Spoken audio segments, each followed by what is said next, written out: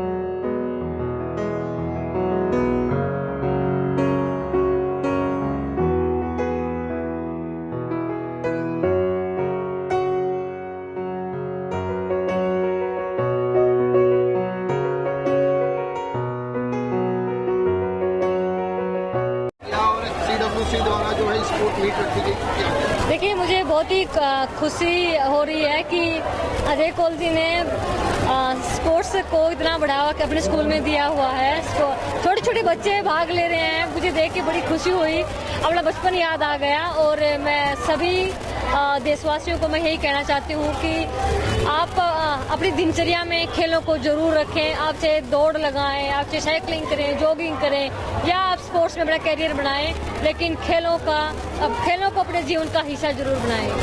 जिस तरह से छोटे छोटे बच्चों ने आज यहाँ पर खेल देखा, क्या आपका बचपन याद आया? क्योंकि आपने अपने भाषण में जिक्र किया कि जी, मैंने कहा कि जब छोटे छोटे बच्चों को मैं रेस लगाते हुए देख रही थी, मुझे बचपन के वो दिन याद आ गए जब हम गांव में मेरे पिताजी सुबह 4 बजे उठा देते थे और खेतों में दौड़ाने के लिए लेके जाते थे। तो वैसा ही कुछ माहौल यहाँ पे बच्चों में मुझे लगा कि छोटे छोटे बच्चे इतना जोश के साथ भाग ले रहे हैं। और रस्साकसी का मैंने ये कंपटीशन देखा तो बच्चों ने एक कमाल की परफॉर्मेंस दी। तो मैं अजय कौल जी को उसके लिए मैं धन्यवाद कहना चाहती हूँ। और मैं कहना चाहती हूँ कि इस तरह के स्पोर्ट्स आयोजन होते रहने चाहिए ताकि बच्चे खेलों में और ज़्यादा से ज़्यादा भाग ले सकें। सर, किस तरह से आज बच्चों को शुभकामनाएं देंगे? गीता जी ने बच्चों को सम्मानित किया है। नहीं, मुझे लगता है कि आज स्पोर्ट्स इवेंट में गीता फोगट जी जो उपस्थित हुए हैं ये अपने आप में बच्चों का मनोबल बढ़ाएगी, क्योंकि वो एक स्टैंडिंग एग्जाम्पल है खास करके विमेन एम्पावरमेंट के लिए और स्पोर्ट्स के प्रति। तो मुझे बेहद खुशी होती है कि आज बच्चों को इतनी अच्छी स्पोर्ट्स पर्सनैलिटी उनके बीच रही हैं। सर, हम चाहेंगे दर्शकों को बताएं कि 43 इयर्स जो ये कंप्लीट हुआ है, इसकी जर्नी के बारे में थोड़ा सा ब्रीफ करें। प्रदीप जी, बहुत लंबी जर्नी है। मुझे लगता है कि आपके जो व्यूवर्स हैं वो सचमुच बोर हो जाएंगे, क्योंकि 43 इतना आसान सफर नहीं है। बहुत ही कठिनाइयों के साथ चिल्ड्रन वेलफेयर सेंटर यहाँ तक पहुँचा है। और लेकिन अपना ध्येय ये रखा है कि बच्चों का सर्वांगीण विकास होना चाहिए और उसी सर्वांगीण विकास को ध्यान में रखते हुए जोर दिया जाता है स्पोर्ट्स में, एकेडमिक में और बाकी की को करिकुलर एक्टिविटीज में। वार्षिक स्पोर्ट्स के जो कार्यक्रम में मुझे बुलाया गया, बड़ा ही शानदार कार्यक्रम है जहां पे लगातार मुसलसल 43 सालों से यहाँ पर कार्यक्रम आयोजित किया जाता है इस बच्चों पे प्रोत्साहन के लिए। और बच्चों का ऑलराउंड डेवलपमेंट होना बहुत जरूरी है। केवल पढ़ाकू बनाना, केवल बच्चों को पढ़ने के प्रति प्रेरित करना काफी नहीं है। अगर बच्चों का सर्वांगीण विकास नहीं होता है, ऑलराउंड डेवलपमेंट नहीं होता है, तो बच्चे सही तौर पे खिलते नहीं हैं, मुखरित नहीं होते हैं। इसलिए ये सही है कि सारे बच्चों के लिए स्पोर्ट्स कराया जाना।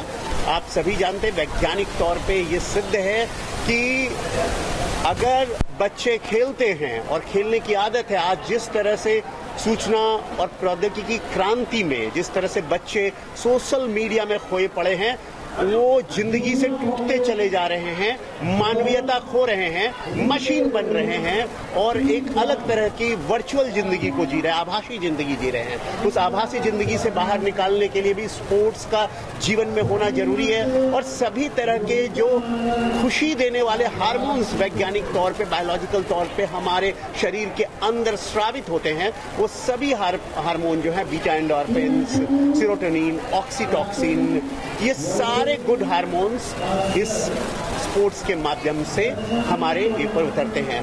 और हमारी जो पुस्तकें हैं वो भी यही बताती हैं कि जैसे दीन इस्लाम में ये बताया गया है कि 2 नेमतें हैं जिनको आदमी ने कद्र करनी चाहिए। एक है फुर्सत जो मिलती है वो, आराम मिलता है वो, और दूसरी नेमत जो है वो है स्वास्थ्य, और उस स्वास्थ्य को बनाए रखना चाहिए। चरक संहिता जो स्वास्थ्य के लिए लिखी गई है, इलाज के लिए लिखी गई, वही ये कहता है कि शरीरम माध्यम खलु धर्म साधनम, शरीर अर्थात स्वस्थ शरीर ही सभी कार्यों को पूरा करने का सर्वोत्तम साधन है। इसलिए ये इस जो कार्यक्रम इतने शानदार तरीके से ये पिछले 45 सालों से आयोजित करवा रहे हैं, मैं इनका शुक्रिया अदा करता हूँ कि बच्चों को इसी तरह से खेल के क्षेत्र में आगे बढ़ाना चाहिए, क्योंकि अगर देश के बच्चों का स्वास्थ्य अच्छा है तो देश स्वस्थ रहेगा, और देश स्वस्थ रहेगा तो देश आगे बढ़ेगा। जय हिंद। देखिए, मैं आयरन मैन रहा, अल्ट्रामैन बना, मैं पहला अधिकारी हूँ यूनिफॉर्म में, वर्दी में और सिविल में जिसने कि आयरन मैन और अल्ट्रामैन किया है। मैं रेस अक्रॉस ईस्ट और वेस्ट अमेरिका करने वाले पहले 2 व्यक्तियों में से हूँ। साइकिलिंग के 1500 और 1100 किलोमीटर साइकिलिंग रेस जब मैंने पूरी की अमेरिका में, यहाँ समुद्र में भी मैंने जो गेटवे से एलिफेंटा तक का धाराओं के विरुद्ध मैंने जो स्विमिंग करी, तैराकी करी, इन सबको अचीव करें। या कॉमरेड रन किया साउथ अफ्रीका में सेंट पीटर मारिसबर्ग से लेकर के डरबन तक का और डरबन से पीटर मारिसबर्ग तक का। इन सारी प्रतियोगिताओं में भाग लेने से या विश्व स्तर के दूसरे जो रन होते हैं 6 मेजर्स, उसमें से कई पे मैंने भाग लिया। इनके पीछे ये है कि आपका शरीर स्वस्थ है तो आपका मन स्वस्थ है, मन मजबूत है तो शरीर स्वस्थ है, दोनों एक दूसरे से अनुनासिक रूप से जुड़े हुए हैं। इसलिए सभी पढ़ने वाले बच्चों को मैं ये गुजारिश करूंगा कि आप स्वस्थ रहिए, पढ़ाई में व्यस्त रहिए और मस्त रहिए। धन्यवाद। जय हिंद। कसं वाटतं? कभी भी स्पोर्ट्स इवेंट्स के लिए जाओ तो अच्छा ही लगता है। हम खुद स्पोर्ट्समैन है, पुलिस ऑफिसर जो बनते हैं उनको ट्रेनिंग करके आना पड़ता है। बिना स्पोर्ट्समैन के, बिना फिटनेस फिट के तुम ये पोस्ट पे नहीं आ सकते हो। तो मैं सबको ये कहना चाहती हूँ, बच्चों को भी, media, social media, not media, social media, mobile phone और नशे से दूर रहिए, स्पोर्ट्स को अपनाइए। उसके लिए ऐसे प्रोग्राम होने चाहिए। हर साल एनुअल स्पोर्ट्स तो होते ही है स्कूलों में, लेकिन उनको बढ़ावा देना चाहिए। उसको बढ़ावा के लिए मैं अजय सर का शुक्रगुजार हूँ कि उन्होंने गीता फोगट जैसे ओलंपियन स्पोर्ट्समैन को बुलाया। Thank you.